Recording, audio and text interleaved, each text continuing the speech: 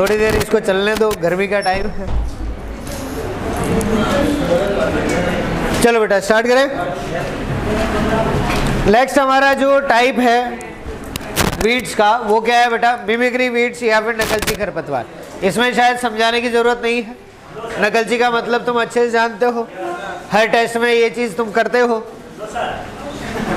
करते हो नहीं करते हो? यस सर बोलो। हाँ, मिमिक्री वीड्स का मतलब क्या हुआ बेटा? नकलची खरपतवार। वो क्या तुम मुझे मना कर सकते हो कि तुम ऐसा नहीं करते, लेकिन मैं पिछले 5 सालों से सभी स्टूडेंट्स को देखता हुआ आ रहा हूँ। उनका एक बहुत अच्छा जो एक्सक्यूज होता है वो क्या होता है, जरा सुनना। हम क्या सोचते हैं कि यहाँ पर जो टेस्ट होगा उस टेस्ट के मार्क्स कहाँ जाएंगे? पापा के पास। मैसेज चला जाता पापा के पास कि इतने नंबर आए आपके नवाब साहब के, तो अब इनकी आरती उतारी जाए। तो कि अगर ये नंबर पापा को पता पड़ गए कि मेरे इतने आए तो मेरा क्या हाल होगा। तो उस चक्कर में हम पढ़ते तो नहीं है, क्योंकि पढ़ना वैसे नहीं है। लेकिन यहाँ आने के बाद जब टेस्ट होता है तो उस टाइम पड़ोसी की कॉपी में झाँक लेते हैं। ठीक है, एक क्वेश्चन इधर से देख लिया, हाँ ठीक है, एक क्वेश्चन इधर से, हाँ सर जा रहे पास में से, उनसे पूछ लिया सर इसका क्या होगा, वो कहते अरे ये गलत है, ये वाला होगा। तो एक क्वेश्चन ऐसे कर लिया, ऐसे करके 4-5 क्वेश्चन इधर उधर से कर लेते हैं। और कुछ लोग हैं जो ऐसे कर करके 20-25 क्वेश्चन भी कर लेते हैं। ठीक है, और फिर रैंक आ जाती है। ठीक है, उससे एक रैंक आ जाती है अच्छी खासी, कि पहले 100 बच्चे हैं तो 100 में से 99 आने थी, लेकिन अब जो है वो 50 के आसपास आ जाती है। तो वो भी राजी हो जाते हैं कि यार चलो रैंक तो आ गई। फिर एक आदत बन जाती है कि बैठना कहाँ है? उसी के पास बैठना है जिसने मेरे क्वेश्चन सही कराए थे, है ना। उसी के पास बैठते हैं, आराम से देख लेते हैं कि हाँ ये क्वेश्चन है, वो ये टिक कर रहा है, मैं भी ये टिक कर लूँ। और एक बहुत अच्छा जो है वो अपना डेकोरम अब बना लेते हैं कि ये पढ़ने वाला लड़का है ना। सब जो है वो ये सोचने लग जाते हैं यार ये लड़का पढ़ता है। घर वाले भी राजी कि यार मेरा बेटा पढ़ रहा है। लेकिन आप खुद से झूठ नहीं बोल सकते। बोल सकते क्या? नहीं बोल सकते। उसका खुलासा कब होता है बेटा? जब असलियत वाला एग्जाम होता है। ये तो टेस्ट है, ये कुछ नहीं है। ठीक है, जब रियल एग्जाम होता है ना, उस टाइम पर वो असलियत सामने आती है और उस टाइम फिर पता लगता है यार रैंक ही नहीं। फिर घर वाले भी थोड़ा दुखी होते हैं, यार मेरे बेटे ने बहुत मेहनत करी थी, कोचिंग में था, अरे इसकी तो 20-20 में 30-30 में आती थी रैंक, यहाँ सिलेक्शन नहीं हुआ, पता नहीं क्या हो गया, किस्मत खराब है छोड़ेगी। ठीक है, ये बातें होती हैं। उस टाइम पर हम मन ही मन सोचते हो अरे वाह बहुत अच्छा हुआ, पापा को पता भी नहीं पड़ा कि मैंने पढ़ाई नहीं करी। तो ये खुद को पागल बनाना बंद कर दो, क्योंकि मैं जानता हूँ सच्चाई क्या है। तुम्हारी सच्चाई मैं जानता हूँ, बता दी। एक तो उस टाइम ही बताई थी, काशनी का वैज्ञानिक नाम, हाँ बरसीम का वैज्ञानिक नाम। तो वो आंसर ही नहीं आया अभी तक, और ना वो आंसर वाला आया। यही होता है। नहीं आ रहा हूँ, कोई बात नहीं, आ जाए। दूसरा जो है वो तुम्हारे टेस्ट की है। तुम्हें टेस्ट से डर तो खूब लगता है, कुछ एक को नहीं लगता, बाकी टेस्ट से डरते तो हैं कि टेस्ट है, इसके अंदर मार्क्स लाने पड़ेंगे, लेकिन उसके लिए पढ़ाई नहीं करते। तो उस टेस्ट के लिए जो है बेटा एक चीज़ ध्यान रख लो कि आप जो टेस्ट यहाँ पर दे रहे हो ना, आपका मेन पेपर जो है वो इस टेस्ट से लो लेवल का ही आने वाला है। ठीक है, इससे कम लेवल का ही आएगा, इससे ज़्यादा लेवल नहीं आएगा, ये चीज़ मान के चलना। तो अगर तुम यहाँ की तैयारी बहुत अच्छे से कर लोगे तो तुम्हारा जो मेन एग्ज़ाम होगा ना वो सुधर जाएगा। बोर्ड एग्ज़ाम दिए तुमने? 10th में तो दिए होंगे, 12th का तो पता नहीं मेरे को, यूँ पास हो गई उसमें तो। हाँ, तो वहाँ पर देखना प्री बोर्ड का पेपर टफ होता है, बोर्ड का पेपर कैसा आता है? इजी। तो वही यही चीज़ है बेटा, ये आपके प्री बोर्ड से, ये टेस्ट जो लिए जा रहे हैं ये आपके लिए एक प्रैक्टिस है कि ज़्यादा से ज़्यादा जो हार्ड से हार्ड पेपर आ जाए ये आएगा। पेपर इससे इजी आना है, लेकिन उसके लिए पढ़ना जो है वो आपको पूरा पड़ेगा। उसके अंदर एक्सक्यूज़ बना के मत चलो। अगर अभी बनी मन खुश हो रहे हो कि नहीं मेरी अच्छी रैंक आ रही है, तो ये खुश होना बंद कर दो, ठीक है। कॉन्फिडेंस रखो और उसके साथ साथ पढ़ाई करो अच्छे से कि नहीं मेरे को वो फाइनल एग्ज़ाम सुधारना है। यहाँ पे मेरी रैंक आ रही है 5 टॉपिक में आ रही है, 100 बच्चों में आ रही है, वहाँ पे मेरी टॉपिक आएगी, मेरे जो रैंक आएगी वो 50 टॉपिक में से आएगी और 50,000 बच्चों में आनी चाहिए। वो आपके मन की जो है वो विश्वास होनी चाहिए थोड़ी सी। उसके लिए खुद से चोरी नहीं कर सकते आप। खुद से चोरी करके पढ़ाई कर रहे हो तो वो भूल जाओ। और अगर अच्छे से पढ़ाई कर रहे हो तो बिल्कुल निश्चिंत रहो, सब अच्छा होगा। बस एक कॉन्फिडेंस मन में अपना होना चाहिए आपकी पढ़ाई पर, आपको खुद पर, आपके टीचर्स पर कि हम जो पढ़ रहे हैं वो सही है और इससे बाहर कुछ नहीं जाने वाला और सच में कुछ नहीं जाएगा। आप खुद जो है महसूस कर लोगे पेपर देने के बाद कि हाँ यार ये सब तो मैंने पढ़ा हुआ है, यही तो चीज़ें हैं।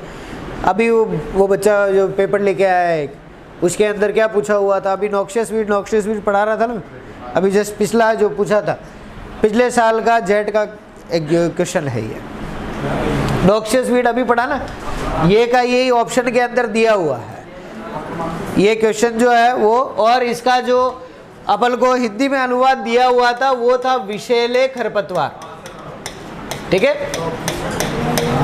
ये उसके अंदर दिया हुआ था। बट ये विषैले खरपतवार इसका सही प्रोनाउंसिएशन नहीं है, ये गलत है। आपको वहाँ पर समझना होगा नॉक्शियस वीड के नाम से। और पता है क्या दिया हुआ था, इतना ऐसा कि ऐसे खरपतवार जिनको खेत या फसल से हटाना बहुत मुश्किल है। सेम ये कि ये डेफिनेशन जो है आप एक बार चाहे तो पेपर चेक करें, उसके अंदर दे रखी है और ऑप्शन जो है वो नॉक्शियस वीड हमारा आंसर जो है वो गया है, ठीक है। जिसके पास हो एक बार देख लेना, पिछले साल का जेट का क्वेश्चन है आपका। चलिए नेक्स्ट बात करें बेटा, अगला कौन सा, मिमिक्री वीड या नकलची खरपतवार। नकल किसकी करनी है बेटा, फसल की करनी है। कब होगी वो चीज ध्यान रखना, इन वेजिटेटिव फेज। कब होगी बेटा, वानस्पतिक अवस्था में। तो हम यहाँ पर डेफिनेशन ही इससे ही चालू करेंगे कि जो हमारी फसल है उसमें वानस्पतिक अवस्था में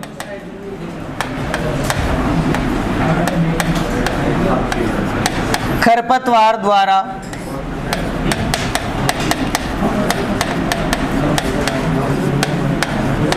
फसल की नकल करना, ठीक है, या हम कह सकते हैं फसल की तरह दिखाई देना। जैसे ही उसके फूल आएंगे, जैसे ही उसके फल बनेंगे, हमको पता लग जाएगा कि ये वो नहीं है, ठीक है। किस तरह से बेटा, जैसे आप छोटे छोटे पपीज देखते होंगे, कुत्ते के बच्चे देखे आपने, शुरू में सारे के सारे ऐसे लगते हैं गब्बर गब्बर होता है ना, वो थोड़े बड़े होते हैं 5-6 महीने के, तब पता लगता है यार ये तो कुछ और ही था। हम तो सोच रहे थे कि यार ये पता नहीं शेर जैसा हो जाएगा, ये इतना छोटा सा पपी इतना प्यारा लग रहा था। लेकिन जैसे ही वो अपने फेज में आए उसके बाद फिर पता लगता है कि 5-6 महीने बाद कि यार ये कोई दूसरी नस्ल है, ठीक है। तो सेम वही चीज़ यहाँ पर होती है कि बहुत सारी जो अपने वीड्स हैं वो मिमिक्री करते हैं। अगर फसल के साथ वो शुरुआत में रह जाते हैं तो जैसे ही उसके फल बनेंगे, फूल बनेंगे और उसकी असलियत सामने आ जाती है, ठीक है। किस तरह से होगा बेटा, इंपॉर्टेंट चीज क्या याद रखनी है, कौन सा हमारा वानस्पतिक अवस्था, कौन सी याद रखनी है, ठीक है। बीज की बात नहीं करेंगे क्योंकि हम बीज के लिए जब बात कर रहे थे तब हमने क्या लिखा था, कौन सा, आपत्तिजनक खरपतवार। ये किसके लिए होगा, वानस्पतिक अवस्था के लिए। क्लियर है चीज ये। दूसरी चीज क्या याद रखनी बेटा कि इनको आइडेंटिफाई करना मुश्किल है, मतलब हम कह सकते हैं ऐसे खरपतवार जिनको पहचानना मुश्किल है,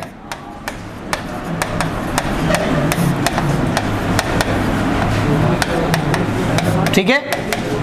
ये इसी के लिए आएगा, ऐसे खरपतवार जिन्हें पहचानना मुश्किल हो खेत में, उसे हम क्या कहेंगे, नकलची खरपतवार, ठीक है।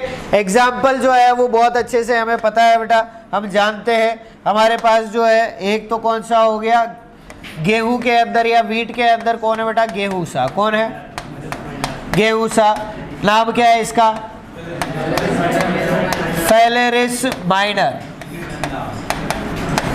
या फिर क्या कहेंगे इसको, गुली डंडा, या फिर इसको हम कहते हैं गेहूं का, वेरी गुड, मामा, या फिर इसे हम कहेंगे कैनेरी घास। ठीक है, ये सारे इसके नाम हैं। आपको एग्जाम में कुछ भी दे सकता है, गुली डंडा का वैज्ञानिक नाम बताओ, गेहूं का, या फिर कहे गेहूसा का वैज्ञानिक नाम, या कह दे कैनेरी घास का वैज्ञानिक नाम। ठीक है, कैनेरी घास का वैज्ञानिक नाम जो है बेटा, ये आपके पूछा हुआ है MSc लेवल पर जो एग्जाम होता है उसके अंदर। आपके लेवल पर पूछा जाए या नहीं तो उसके लिए कहेंगे कैनेरी घास नहीं पूछेगा, आपको मेन तो गुल्ली डंडा का याद रखना है। इसका वैज्ञानिक नाम क्या है? Phalaris minor. फेलेरिस माइनर कौन से कुल का है बेटा?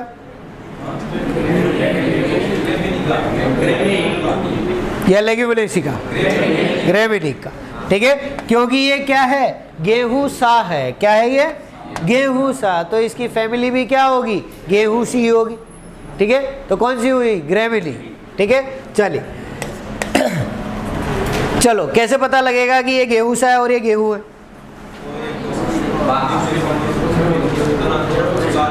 देखो, पहली चीज, गेहूं के तने का जो सबसे निचला भाग होता है गेहूं का, गेहूं का कैसा रहता है? सफेद। कैसा रहता है? सफेद। जैसे हम बात करें, ये हमारा गेहूं का पौधा है। ठीक है, ये जो भाग है इसका, जो बिल्कुल जमीन से जुड़ा हुआ है बेटा, ठीक है, ये भाग जो है वो कैसा रहता है? इसका सफेद होता है। कैसा होता है?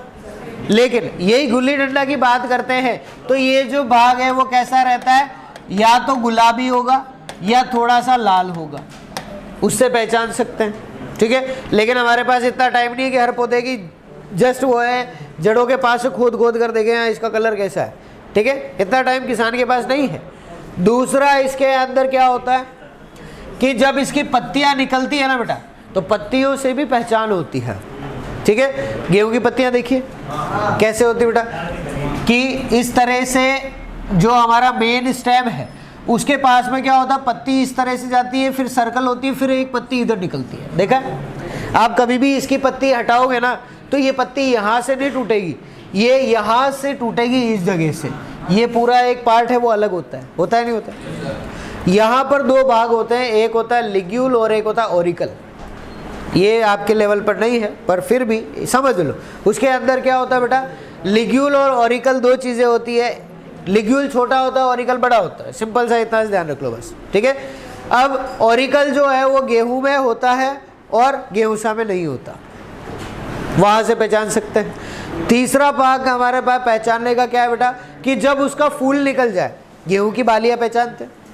गेहूसा जो है वो बिल्कुल जैसे कुल्फी है उसकी तरह से इसके छोटे छोटे से जो कह सकते हैं इसके पुष्पक्रम बाहर निकलते हैं, तो हम दूर से देख के पहचान लेते हैं कि ये गेहूसा है। ठीक है, ये हो गया। इसके बाद चौथा जो है वो क्या है बेटा? इसके बीज। इसके बीज जो होते हैं उसका जो वजन है, टेस्ट वेट, वो कितना होता है? 2 ग्राम होता है। और गेहूं का कितना होता है? 40 ग्राम। वहाँ से पहचान सकते हैं। तो हमारे पास जो है लगभग ये 4 मेन इसके हैं। दूसरा, गेहूं जो है उसमें से जो कल्ले निकलते हैं ना, कल्ले निकलने के बाद सीधे उगते हैं, और इसके जो कल्ले निकलते हैं वो तिरछे उगते हैं, वहाँ से पहचान सकते हैं। तो बहुत सारी चीज़ें हैं इसको पहचानने की। आप खेत में जब जाकर देखोगे इसको प्रैक्टिकली, तब इसको बहुत अच्छे समझ पाओगे कि हाँ इस तरह से हम डिफरेंस कर सकते हैं। ठीक है, चलिए दूसरा हम बात करें बेटा वाइल्ड राइस, या फिर हम कहें राइस जो है उसके अंदर क्या है? जंगली धान। कौन सा बेटा? जंगली धान, धान के अंदर। और लास्ट बात करें बरसीम की, तो बरसीम में कौन है बेटा? कासनी, चिकोरियम इंटाइबिस। जंगली धान क्या है बेटा? इकाइनोक्लोवा स्पीशीज, उसके अंदर अलग अलग है। इकाइनोक्लोवा फ्रूमेंटेसी, इकाइनोक्लोवा क्रूसीगेली। ठीक है, ये सारे हमारे पास उसके अंदर अलग अलग है। और फिर बात करें गेहूसा की तो हमने कर ही लिया है। ये नकलची खरपतवार हमको याद रखने हैं। समझ में तो आ गया इसका कॉन्सेप्ट पूरा। दोनों लाइन अच्छे से याद रखना कि जिसको हम पहचानना मुश्किल हो, और दूसरा जो वानस्पतिक अवस्था में फसल की नकल करता हो या फसल जैसा दिखता हो उसको क्या कहेंगे? नकलची खरपतवार। ठीक है, चलिए लिख लिया। अगली बात करें बेटा, लास्ट जो हमारे पास है वो ऐसे खरपतवार हैं जो कैसे हैं? विशेष जलवायु के खरपतवार। किसके बेटा? विशेष जलवायु के खरपतवार। ओके, विशेष जलवायु किस तरह से कि कुछ पौधे होते हैं जिनको कहीं पर्टिकुलरली जगह पर उगना ही होता है। जैसे आप बात करें धतूरा की या आप बात करें आक की, क्या वो पानी में उग जाएगा? क्या नहीं उगता। वो किस जगह उगता है? ज़्यादातर जहाँ पर शुष्क मैदान है उस जगह उगता है। या फिर आप बात करें कि जो बरसीम है उसके अंदर कौन लगा बेटा? काशनी। ठीक है, तो बरसीम में जो काशनी उगती है, उस काशनी के उगने का मुख्य कारण क्या होता है बेटा? एक तो तापमान कम, ठीक है, क्योंकि बरसीम को कब लगाते हैं? रबी में लगा रहे। दूसरा, बरसीम के अंदर उसकी पत्तियां है ना, वो क्या होती है? बहुत अच्छी पौष्टिक, और उसके अंदर पानी की मात्रा ज़्यादा होती है, तो हम कहें कि वहाँ आर्द्रता भी ज़्यादा है। ठीक है, तो बरसीम जो है वो काशनी जो है बरसीम में क्यों लगती है बेटा? एक तो अधिक आर्द्रता, किसकी वजह से? अधिक आर्द्रता की वजह से, और दूसरा हम कह सकते हैं कम तापमान की वजह से। किसकी वजह से? कम तापमान। दूसरे शब्दों में हम क्या कह सकते हैं इसको? एक तो ठंडी, और उसके साथ साथ कैसी? आर्द्र जलवायु। कैसी जलवायु होगी बेटा? ठंडी एवं आर्द्र जलवायु के कारण काशनी जो है वो किसके अंदर उगती है? बरसीम में उगती है। समझ में आ गई बात? अब इसके लिए क्या हो गया बेटा? ऐसे खरपतवार जो क्या करते हैं? किसी विशेष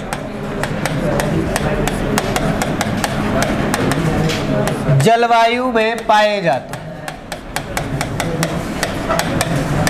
इसके लिए एक ही एग्जाम्पल याद रखना, कहीं पर भी हमको अलग से कोई दूसरे एग्जाम्पल्स नहीं दिए हुए हैं, इतना काफ़ी है, इससे ज़्यादा इसमें कोई दिक्कत नहीं। एग्जाम्पल्स हमारे पास हैं बहुत, बट आपको जो है यही ध्यान रखना है कि बरसीम के अंदर कौन सा खरपतवार लगता है? काशनी।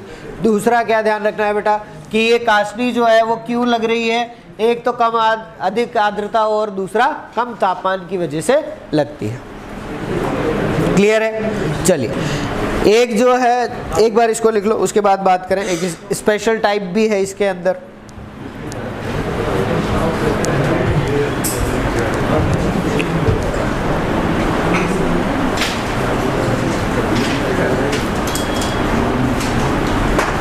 तुम्हें पता है सैटेलाइट क्या होता है? सैटेलाइट क्या होता है? फोन चलाते हो तुम? फोन लगाते हो? तुम्हारे यहाँ से फोन लगाते ही सीधा फोन मम्मी के पास चला गया, तो कैसे गया? तुमने यहाँ से फोन लगाया, यहाँ से सिग्नल सीधा मम्मी के पास, ऐसा होता है क्या? क्या होता है? यहाँ से आपके कॉल करने का सिग्नल जाता है सैटेलाइट के पास। सैटेलाइट कौन से ऑर्बिट में रहती है बेटा? सैटेलाइट जो है वो कौन से मंडल में पाई जाती है? क्षोभ मंडल या फिर समताप मंडल, मध्य मंडल या ताप मंडल? कहाँ रहती है? ताप मंडल। कहाँ रहती बेटा? अरे ठीक है, अब मैं बोल लूं? चलो अब सुन लो। सबसे नीचे कौन है? उससे ऊपर समताप, ठीक है, जिसको हम क्या कहते हैं? स्ट्रेटोस्फीयर। उसके बाद कौन आ गया? मध्यमंडल मतलब मेसोस्फीयर। और सबसे ऊपर कौन है? ठीक है, तापमंडल या फिर थर्मोस्फीयर। थर्मोस्फीयर में दो पार्ट हैं, एक तो ऊपरी भाग और एक निचला भाग। जो निचला भाग है उसको हम क्या कहते हैं? ओजोन नहीं कहते, ओजोन स्ट्रेटोस्फीयर में रह गई। आयनोस्फीयर। क्या बोलते हैं? आयनोस्फीयर। आयनोस्फीयर जो है वो आयन से लिया हुआ है। किससे लिया हुआ है? आयन। आयरन नहीं, आयन। आयन जो होता है ना, कैटायन, एनायन, वो वाला आयन। तो आयन का मतलब क्या है बेटा? या तो कैटायन होगा या एनायन होगा। अब ये नाम क्यों रखा? क्योंकि ये जो जगह है वो इतनी ऊपर है कि वहाँ पर जो भी गैस जो है वो अवेलेबल है वो अपने भाग है उनमें टूट जाती है। ठीक है, जैसे नाइट्रोजन है तो नाइट्रोजन जो है वो प्लस अलग हो जाएगा, माइनस अलग हो जाएगा। N2 है ना एक साथ, तो प्लस नाइट्रोजन अलग हो गया, माइनस नाइट्रोजन अलग हो गया, और वो वापस जुड़ते भी नहीं है, तो इसीलिए वो आयन रूप में रहती है। इसीलिए उसका नाम क्या रखा, आयनोस्फीयर। ज़्यादातर जो सैटेलाइट्स होती हैं वो सारी वही रहती है, ठीक है। कारण क्या है कि वहाँ से ट्रांसमिशन करना इजी होता है, क्योंकि वहाँ पर वो कैच कर लेती है सिग्नल्स को। आयंस होते हैं, वो आयंस जो है वो कैच करके सिग्नल फिर सैटेलाइट तक पहुँचाते हैं, फिर सैटेलाइट से वापस आयंस जो है वो उस सिग्नल को लेकर वापस चले आते हैं, ठीक है। इसीलिए ज़्यादातर वहाँ रहती है। दूसरा, इसके ऊपर जो क्वेश्चन बनता है वो बनता है आपके रेडियो तरंगों का। लॉन्ग वेव्स रेडियो कम्युनिकेशन पढ़ा हुआ है आपने। ये कौन से मंडल के द्वारा किया जाता है, आयनोस्फीयर के द्वारा। अभी हमने बात करी तरंगों की, तो रेडियो तरंगे भी तो हमारे फोन की तरंगों जैसी है ना, तो वो भी किसके द्वारा होगी, आयनोस्फीयर के द्वारा, ठीक है। ये क्वेश्चन बनता है। दूसरा एक बनता है कि जहाज जो है, हवाई जहाज, वो कौन से मंडल में उड़ता है।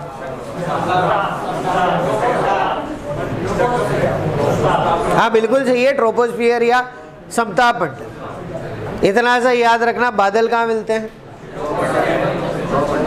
स्ट्रेटोस्फियर में, वो ट्रोपोस्फियर में, ठीक है। सबसे नीचे कहाँ मिलेंगे, ट्रोपोस्फियर में सबसे नीचे मिल रहे हैं। और हवाई जहाज कहाँ उड़ता है, बादलों के ऊपर, तो कहाँ चला गया, स्ट्रेटोस्फियर, ठीक है। बस इतना सा।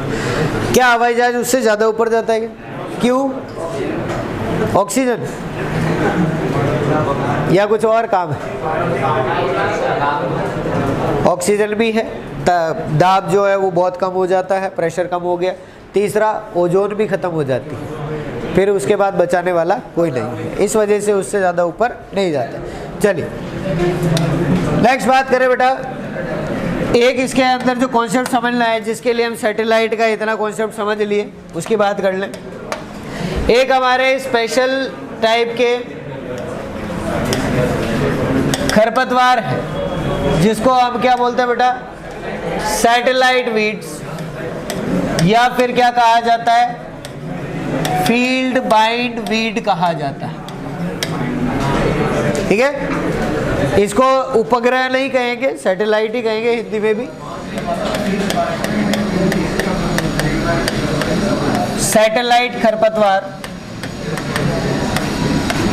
या फिर सिंपल हम कहें बांधने वाला खरपतवार, ठीक है। अब बात आ गई, खरपतवार कैसे बांध सकता है सर, किसको बांधेगा। तो इसके लिए पहले तो एग्जाम्पल याद रखें। इसका जो एग्जाम्पल है वो क्या है बेटा, हिरणखुरी, ठीक है। हिरणखुरी जो है ये क्या करती है बेटा, हमारे जो गेहूं के पौधे हैं उनके आसपास बेल के रूप में बढ़ती है। बिल्कुल एक छोटी बेल है इस तरह से, तो बेल के रूप में बढ़ेगी और फिर उसके बाद क्या करती है, धीरे धीरे गेहूं के पौधों के ऊपर ही चढ़ने लगती है, और फिर जहाँ जहाँ पर उसको पौधे मिलते हैं वो उनके ऊपर फैलती चली जाती है और एक तरह से उनको बांध लेती है, ठीक है। बांधने वाली है, इस वजह से हमने क्या कहा, बांधने वाला खरपतवार, साथ में बांध लिया। अब सैटेलाइट क्यों कहा, सैटेलाइट का कारण ये है कि सैटेलाइट जो भी होती है पृथ्वी के चारों ओर घूमती है, ठीक है। जैसे पृथ्वी सूरज के चारों ओर और सैटेलाइट पृथ्वी के चारों ओर, उसी तरह ये जो खरपतवार है वो भी क्या करता है, हमारे जो क्रॉप के प्लांट से उसके चारों ओर घूमता है और उसे बांध लेता है। तो चारों ओर घूमने वाला, इसीलिए क्या कहा, सैटेलाइट वीड। अब यहाँ पर जो क्वेश्चन पूछा हुआ है बहुत सिंपल सा है बेटा, कि गेहूं का सैटेलाइट वीड कौन है, क्या कहेंगे, हिरणखुरी, ठीक है। तो यहाँ से इंपॉर्टेंट पॉइंट याद रखना, नोट डाल के लिख लो कि गेहूं जो है बेटा, गेहूं के अंदर दो तरह के खरपतवार लग रहे हैं। एक तो कौन सा है हमारा, सैटेलाइट वीड। कौन सा वीड है, सैटेलाइट वीड, या हम कहेंगे फसल को बांधने वाला खरपतवार, या फिर तीसरा हम कह सकते हैं हमारा कौन सा, एक और हमने बात करी थी ना इसमें, एक अभी हिरणखुरी का आपत्तिजनक है ना, कौन सा हो गया बेटा, आपत्तिजनक खरपतवार, ठीक है। ये तीनों कौन है, हिरणखुरी, ठीक है। इसीलिए इंपॉर्टेंट जो है वो हमारे लिए बनता है, इंपॉर्टेंट नोट लगा कर लिखे।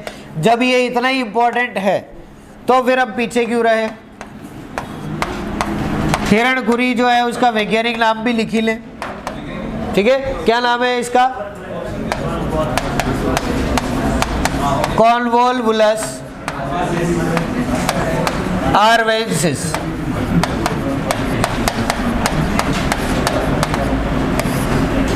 ठीक है। दूसरा, इसका जो एक भाई है उसका नाम भी याद रख लो यहीं पर।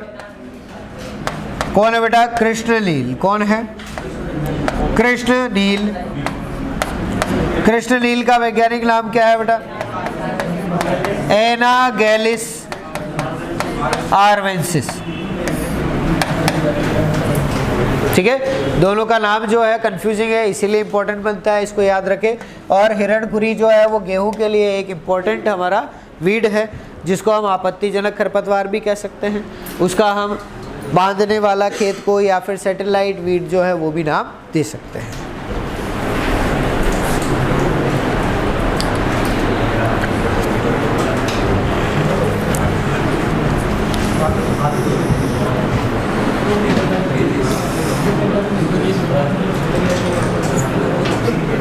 क्या बेटा? आपत्तिजनक और सैटेलाइट दोनों आ जाए कि हिरणखुरी किस प्रकार का खरपतवार है गेहूं के अंदर, तो आपत्तिजनक करना बेटा। मेन जो है वो आपत्तिजनक है। फील्ड बाइंड तो है ही, वो नेचर है उसका। बाकी जो अपन खरपतवार जिस वजह से कह रहे हैं वो वजह मुख्य रूप से कौन सी है उसकी? आपत्तिजनक वाली है, सीड के मिक्स होने की है। जैविक खेती के जनक कौन है?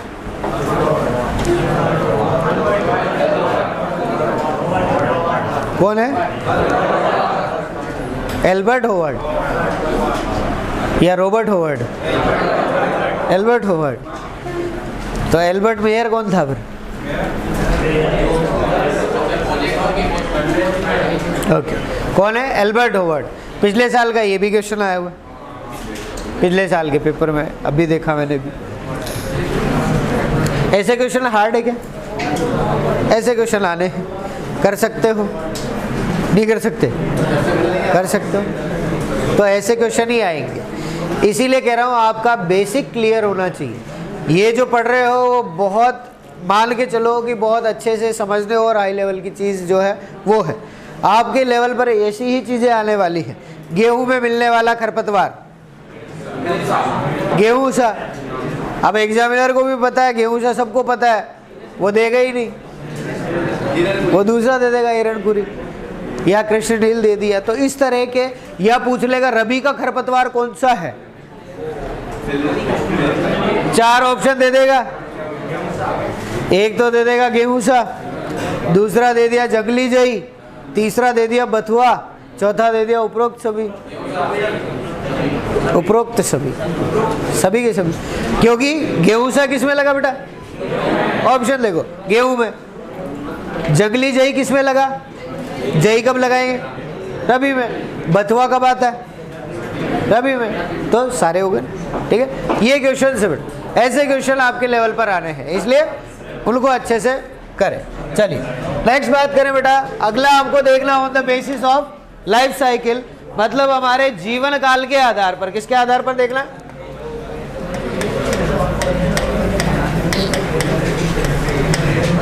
जीवन काल के आधार पर, ठीक है। जीवन काल की बात करें बेटा तो हमारे पास 3 टाइप के प्लांट्स होते हैं। एक होता है 1 वर्षीय, एक होता है द्विवर्षीय और एक होता है बहुवर्षीय। बस इसके अलावा कुछ याद रखने की जरूरत है ही नहीं। अब हमको बस क्या करना है, उसके एग्जाम्पल जो है वो देखने हैं, कुछ नहीं करना। पहला हमारे क्या हुआ? एनुअल वीड्स या 1 वर्षीय खरपतवार, ठीक है। अब इनके लिए एक पॉइंट याद रखने वाला है।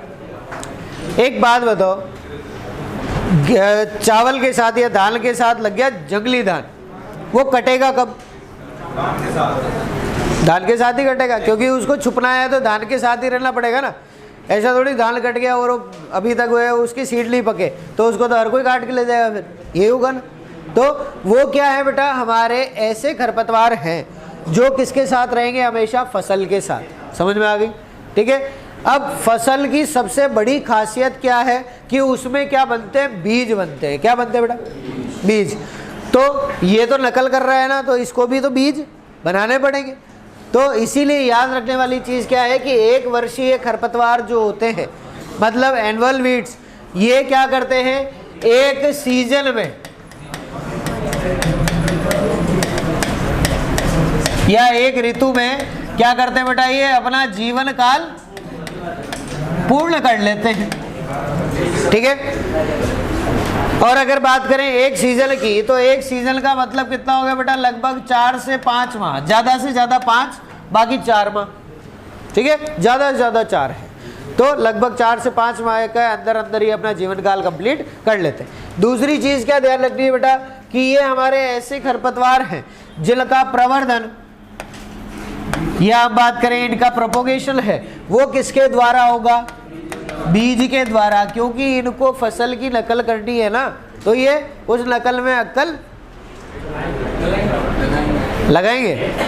चलो ठीक है, लगा लेते हैं। तो ये क्या करते हैं, बीज बना लेते हैं। तुम लगाते हो नहीं लगाते नकल में अक्ल? सर हम तो नकल ही नहीं करते, तो जरूरत ही नहीं है फिर अक्ल की, इसीलिए घर पे रखाते हैं हम, है ना। चलो लिखो।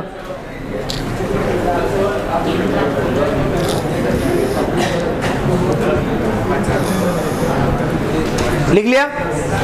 चलिए एग्जाम्पल्स की बात कर लें बेटा। क्या वो नहीं लिखा गया? एक ही तो लाइन लिखनी है। एक ऋतु के अंदर जीवन काल कंप्लीट और बीज द्वारा प्रवर्धन, बस, है ना।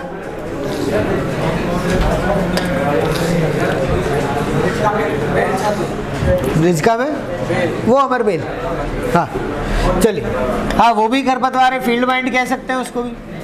चलिए दूसरा हम बात करें इसके एग्जाम्पल्स की, तो एक हमारे पास कौन से बेटा, summer annual weeds. Summer annual weed का मतलब क्या है, हमारे ग्रीष्मकालीन या हम कह सकते हैं खरीफ ऋतु के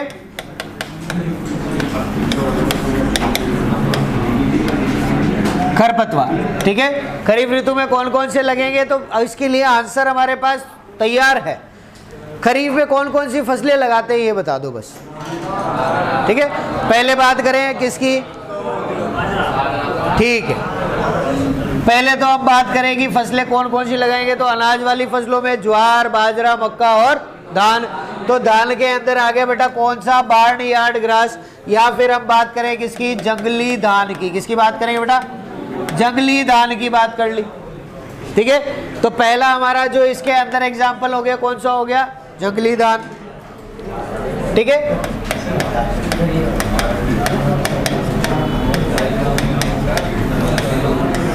कौन सा हुआ, इकाइनोक्लोवा स्पीशीज।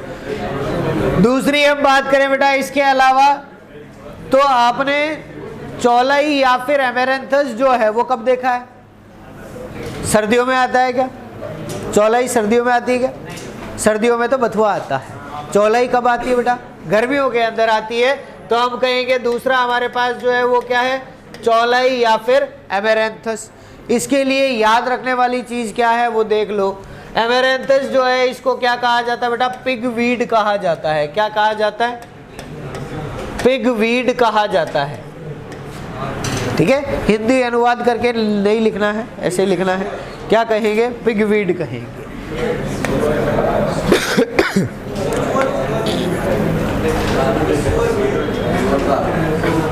क्या पता,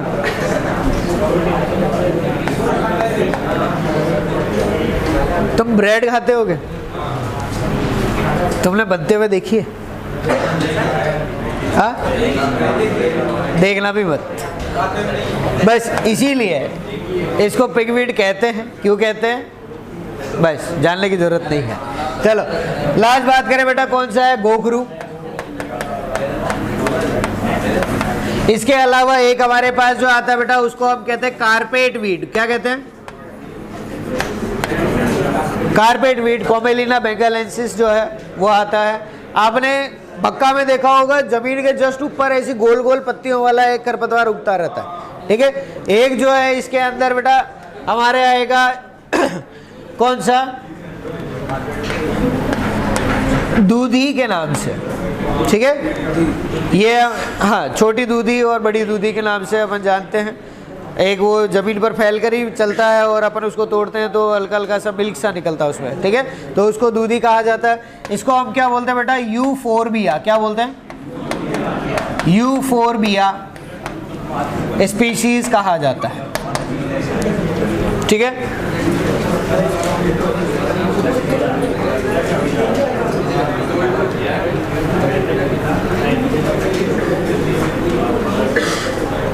चलो लिख लिया।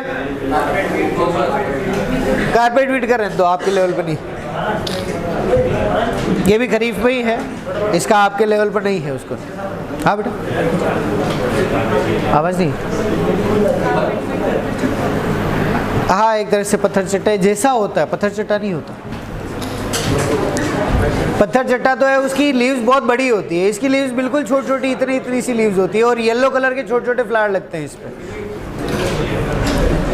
चलिए अगली बात करें विंटर एनुअल वीड्स की, मतलब जो सर्दियों में लग रहे हैं। तो सर्दियों में गेहूं के अंदर कौन लग रहा है बेटा?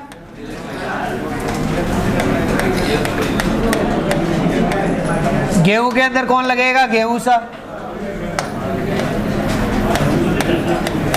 ठीक है। इसके अलावा बात करें कौन आ जाएगा?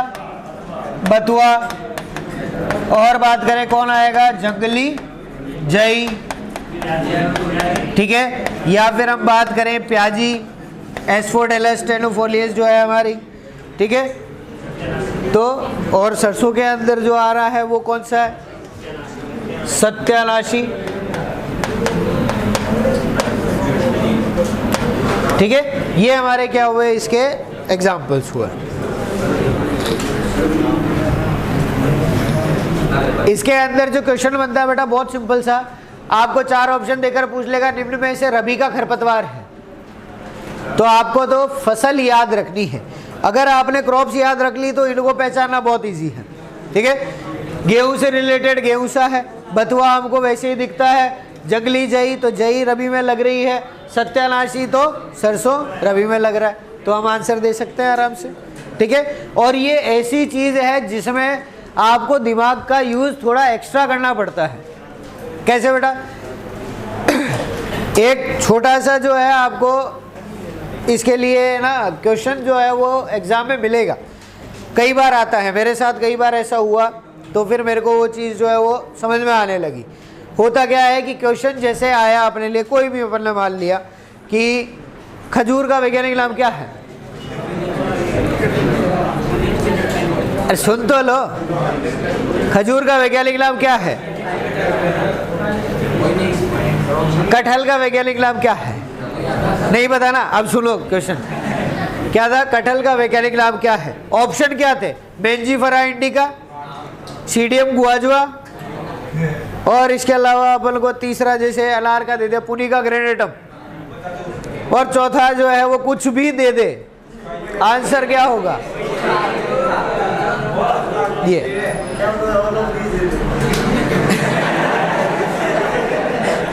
ऑल ऑफ दीज दे दे बेटा, वो एग्जामिनर है वो। अगर ऐसा भी दे देना तो ऑल ऑफ दीज करके आ जाए, ठीक है। ये जो है ऐसे क्वेश्चंस आपको एग्जाम पे कंफर्म मिलने वाले हैं, ये मान के चलना, ठीक है। और मैंने जितने पेपर्स दिए मेरे सामने तो बहुत बार ऐसे क्वेश्चंस आए कि मुझे 4 ऑप्शन है, उसमें से 3 ऑप्शन का आंसर पता है, चौथा वो नहीं पता जो क्वेश्चन पूछा है, और मैं वही टिक करके आता हूँ और वो सही होता है, ठीक है। क्योंकि ये किससे होता है बेटा? जब अपन क्वेश्चन ढंग से पढ़ रहे हैं और क्वेश्चन में अपन को चीज़ें आती हैं, ठीक है। अब उसके लिए क्या करना पड़ता है? पढ़ना पड़ता है। अब जैसे कटहल का वैज्ञानिक नाम पूछ लिया, मुझे नहीं आता, अब मैंने अनार भी नहीं पढ़ा, आम भी नहीं पढ़ा, अमरूद भी नहीं पढ़ा, तुझे किसी का नहीं आता, उसका कुछ नहीं हो सकता, ठीक है। ये ट्रिक कब काम करती है? जब मुझे 3 ऑप्शन का पता हो, ठीक है। ये वैसे हो गया मैच द फॉलोइंग, 4 में से 3 मिला लिए, चौथा सोच रहे किस में मिला है, वो लास्ट है जो उसी के लिए बचा, ठीक है। चलो लास्ट बाइनियल पढ़ लेते हैं, उसके बाद फिर छुट्टी। बाइनियल की बात करें बेटा, बाइनियल का मतलब क्या हो गया? द्विवर्षीय। कौन सा बेटा? द्विवर्षीय खरपतवार मतलब जो अपना जीवन काल कितने टाइम पे कंप्लीट करेंगे बेटा? अरे 2 सीजन में। कितने सीजन में?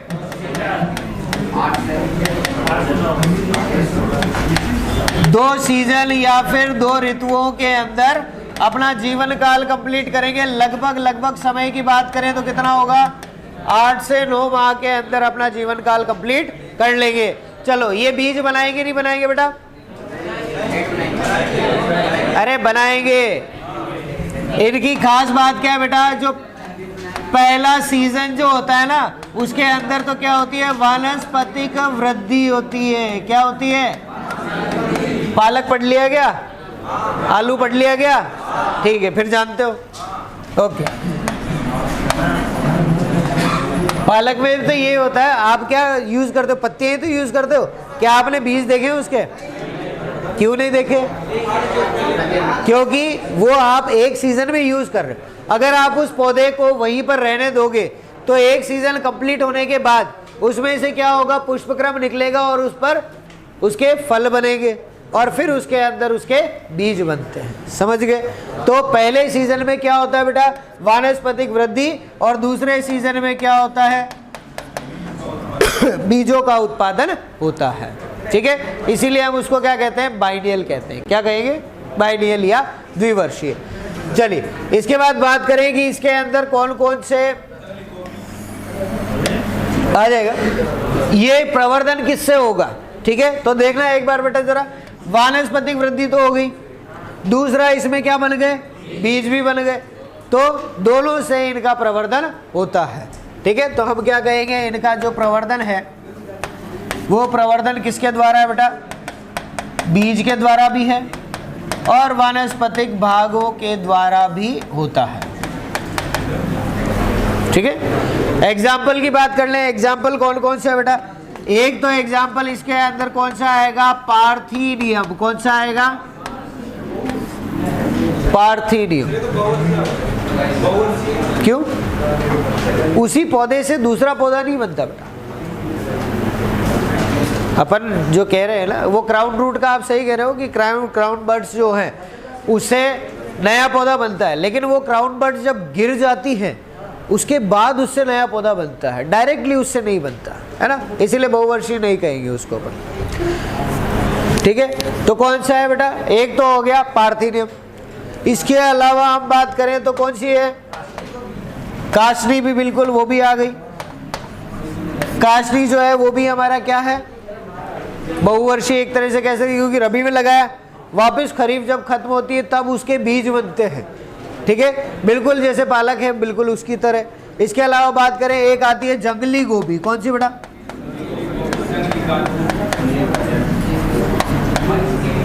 ठीक है, या फिर बात करें जंगली गाजर भी आप कह रहे हैं।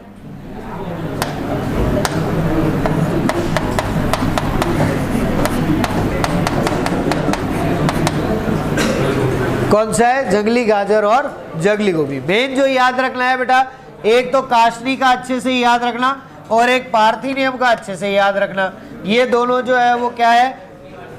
द्विवर्षीय है। ठीक है, चलिए समझ में आ गया अच्छे से क्यों कहा द्विवर्षीय? पहले वर्ष के अंदर या पहले सीजन में क्या होगा और दूसरे सीजन में क्या होगा। सबसे बड़ी गलती अपन क्या करते हैं बेटा कि जो 2 वर्षों में अपना जीवन काल कंप्लीट करता है वो द्विवर्षीय है। ठीक है, तो वो गलत कॉन्सेप्ट है। यहाँ पर हम सीजन की बात करते हैं, वर्ष की बात नहीं करते हैं। ठीक है, चलिए ओके, बहुवर्षीय नेक्स्ट क्लास में देखेंगे। ठीक है, चलिए।